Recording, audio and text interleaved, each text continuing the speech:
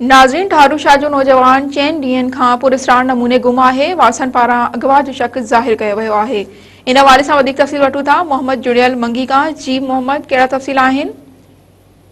जी बिल्कुल, आउं ॿुधाईंदो हलां त ठारू शाह जे भोट कॉलोनी जे रहवासी नौजवान अकील सोलंकी गुज़िरियल 4 ॾींहनि खां पुरस्कार नमूने गुम थी वियो आहे।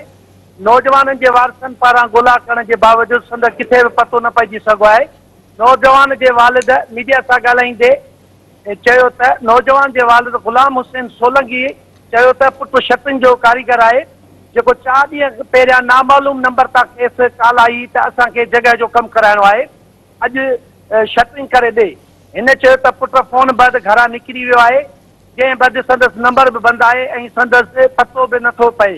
हिननि चयो त असांजी कंहिंसां बि का दुश्मनी न आहे, असांखे शक आहे त पुट खे अगवा कयो आहे। हिननि ॿुधायो त पुट जी गुमशुदगीअ जी एनसी ठारू शाह थाणे ते पिणु दाख़िल कराई आहे, पर अफ़सोस सां चवणो थो पए त एसएचओ ठारू शाह उन मामले में का बि मदद न पियो करे।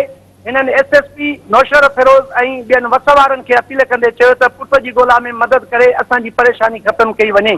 जी मोहम्मद जुड़ियल तफ़सील खां करण जे लाइ अव्हां जी महिरबानी।